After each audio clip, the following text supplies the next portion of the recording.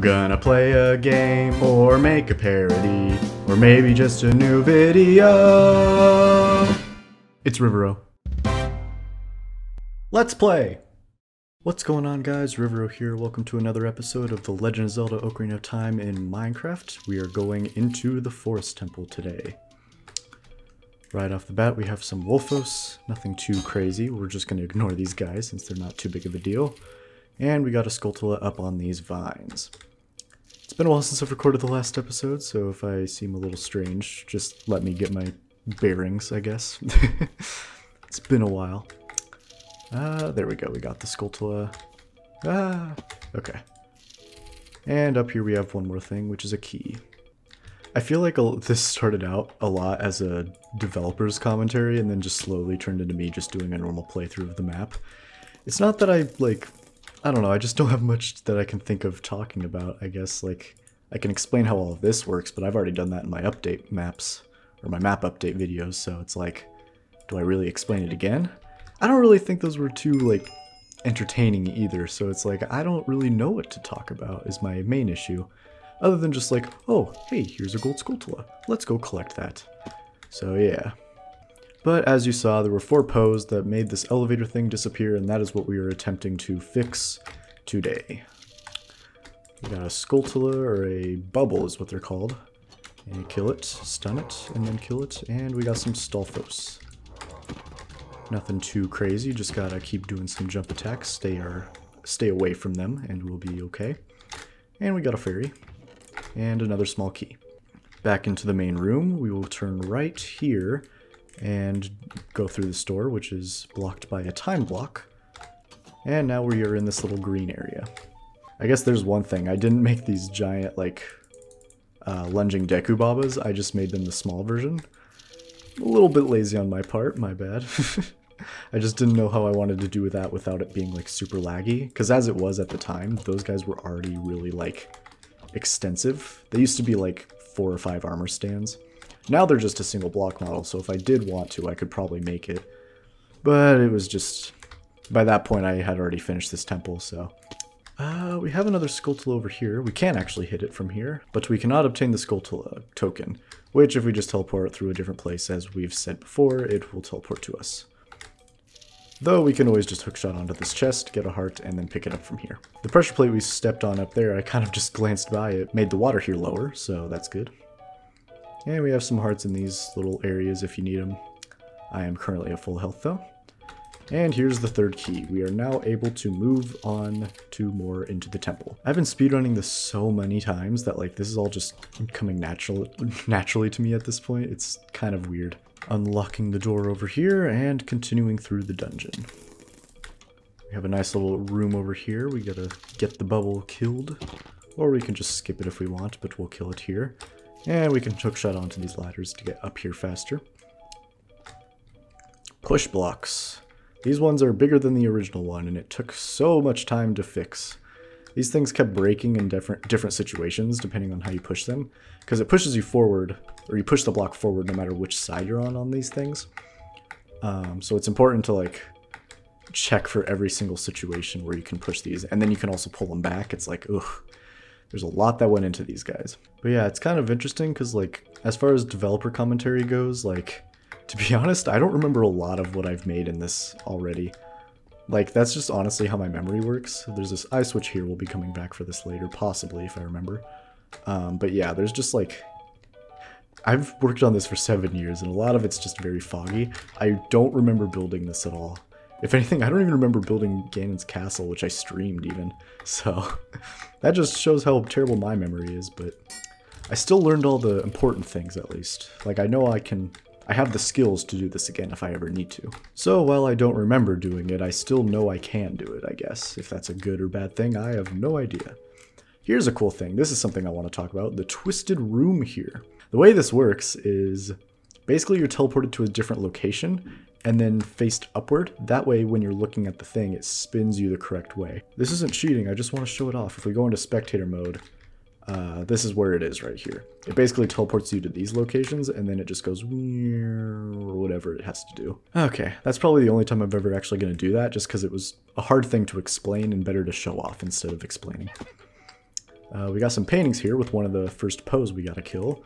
We do not have the required tool yet to kill him though, which is what we will be getting in this room. We have 3 Stalfos to kill. Easy peasy. If they block you, just stun them or something, I don't know. And boom, the fairy bow. A lot of people have trouble with this item. It shows up as an arrow and everyone's like, oh, it broke, the bow's gone. But no, you just hover over it, or you select it, and then it turns into a bow and arrow.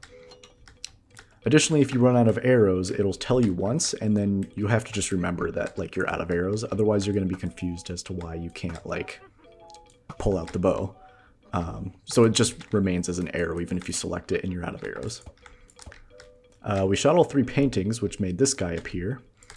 We can attack him, and either wait for him to turn visible again, or just use a Deku Nut if he's close enough. Yep, there we go. Sort of. He still got his attack in, though. He's a little bit higher than usual, but still reachable, and we get a key for killing him, as well as lighting the first torch. Before continuing on, we will be heading back, because we have a few things we need to take care of.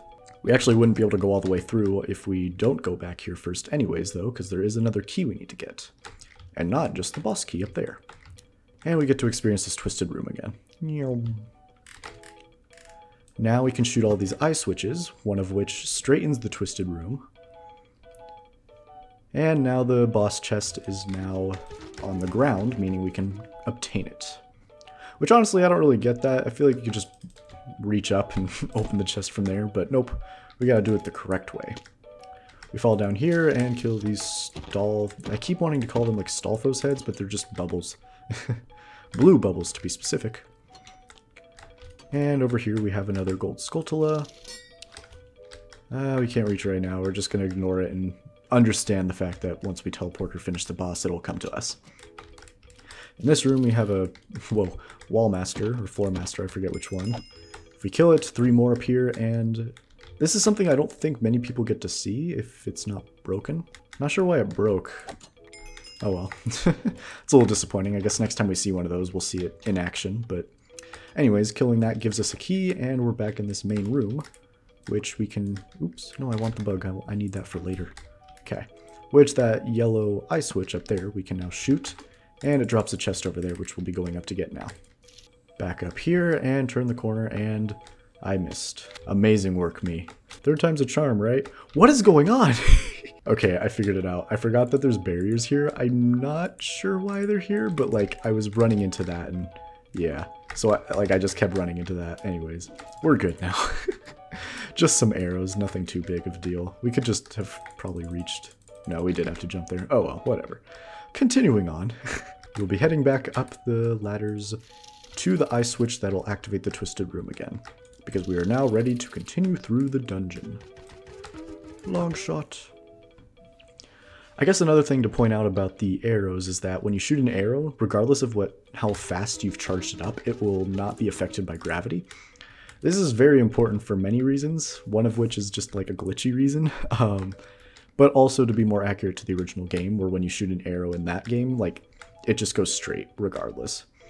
And the reason why it works better, even though it's buggy, or the reason it works in favor of a bug, is the fact that when you shoot it through fire, if you fully charge it, it does not light it in time. Like, the game is just very slow and it doesn't react. We'll explain that a little bit more as we go, but for now, just get the idea. Just understand what I'm trying to say. It's totally easy. I am amazing at explaining things, and don't let anyone tell me differently.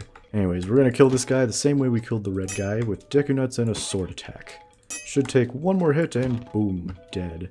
We now have 2 torches lit and we have the compass. 2 chests remaining. We'll be going up these stairs and continuing through the dungeon. And here's why we could not progress if we did not go back in the first place, because we have a key door here and another key door right over here. Here's some green bubbles that kind of act more or less the same as the blue bubbles, where if they're like this, you can't kill them, but otherwise that you can. And unlock this door to reveal a torch. Here's where I can explain how this works. Fully charged bow shooting through it, it does not light it on fire. Doing a light shot puts it on fire. That's just a Minecraft bug I can't really do much about.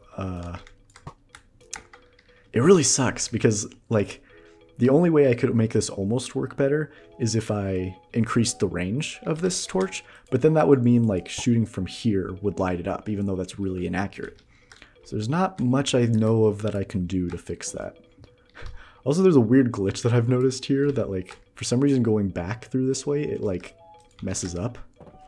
Sometimes. It's only the first time, though. I don't really know what causes it, but it's not a big deal. Nothing really is affected by it. Just a little bit of delay. Rivero, watch out! The ceiling is falling down! So we just want to prevent ourselves from being crushed by the ceiling. We got a pressure plate here, which opens the door. And we'll wait here until it falls. Grab the arrows from this chest and enter the door. You cannot jump on this, there's a barrier above. If you get crushed, you just start back up over there. And now we have the green Poe. You'll see that there's some blocks on the ceiling, and then there's a painting here. As we've been doing, we will shoot the painting, and it causes these blocks to fall down.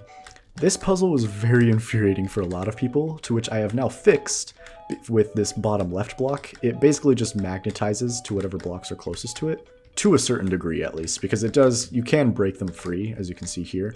It's just a little bit easier. So, like, if I were to push this block directly into this thing, it's going to teleport it into the right place. Makes it a little bit easier to complete the puzzle, and make the green Poe appear. Same as the first two, we just throw our Deku Nuts and attack with our sword, and it is done. All 3 torches are lit, except there's one more. And as it turns out, we're back in the main room, with the final Poe being right there.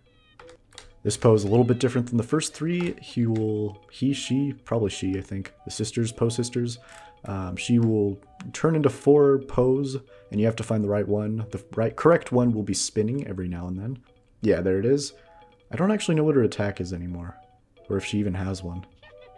Oh yeah, she just attacks us afterwards. And all we need to do is just shoot a bow, or shoot our arrow at it. And you just gotta do this like 4 or 5 times, and we'll be done. Actually, don't stand... Well, you can if you want to, but I want to stay on this level, because I think we're missing a few chests. But yeah, if you kill her while staying on the elevator, it'll just immediately take you down. So we don't really want to do that.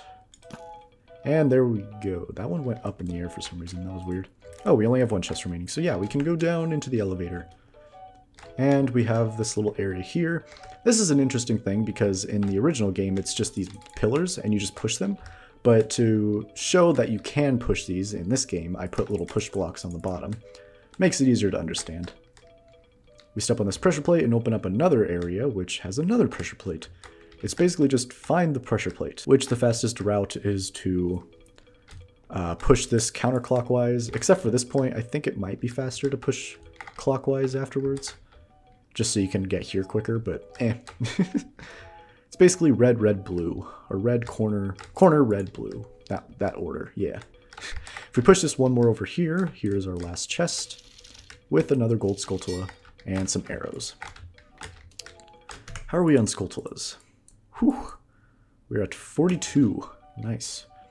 We're already almost done with like the technical requirements of getting all the Skulltulas, for the main prizes at least. The last prize is kind of sucky, but we'll still be getting all 100 Skulltulas, don't worry. And here we are at the boss key, or the boss door. The way boss doors work is as long as you have the boss key in your inventory and you're near the boss door, it'll unlock it automatically, as well as consume the boss key. And here we are at the boss. We go in and nothing happens. This was a really cool boss fight to create just because of how many like ideas it took. So here we are, Ganon. Nope, it's Phantom Ganon. He runs in his horse and goes into the painting. This is a really cool thing to me. Basically, the Ganon model right there is just a 2D block model, same as the painting basically right here.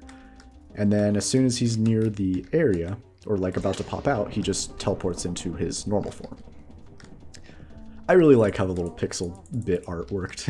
It's a smooth transition when you watch it. Poof. This boss is a little tricky to attack sometimes because the horse is invincible, that way he doesn't take damage being suffocated in the wall. So if you want to immediately shoot him, you want to shoot the one that's holding the trident, not the horse. If we do shoot the horse, it'll just bounce off, which we'll show real quick. Oh, wrong one. Well, oh well. But anyways, we are in his second phase. You'll just have to take my word for it for that last part.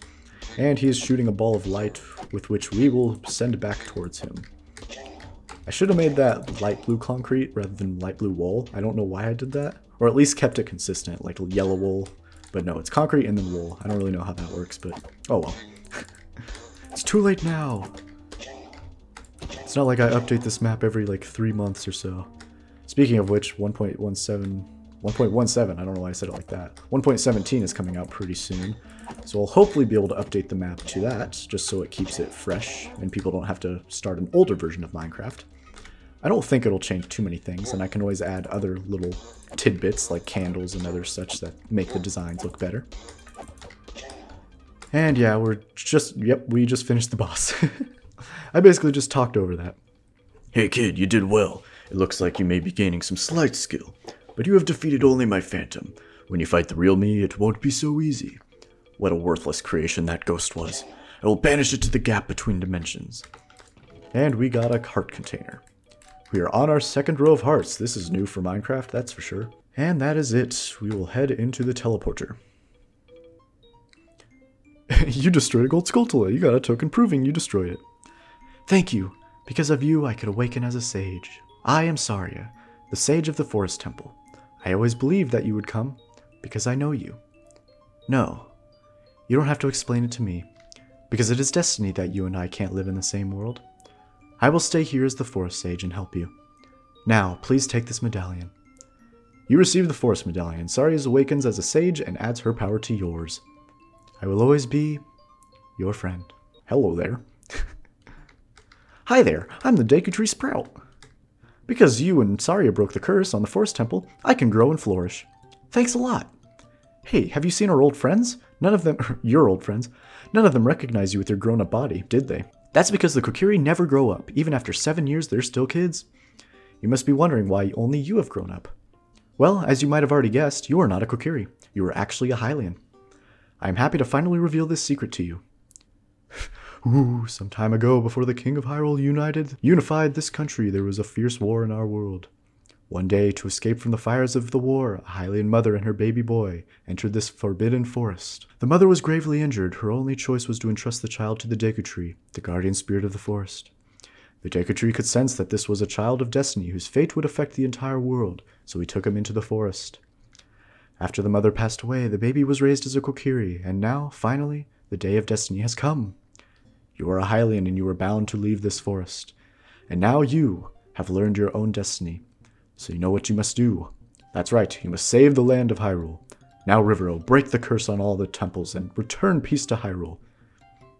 It was a surprise to learn that Saria is one of the sages, wasn't it, Rivero? Yeah, it's kind of upsetting. She's gone forever. I wonder how Sheik knew. Anyways, off to the Temple of Time. Next time on The Legend of Zelda Ocarina of Time in Minecraft, we will be heading back to the Temple of Time. But not before doing some more side quests here in Kokiri Forest. See you guys then.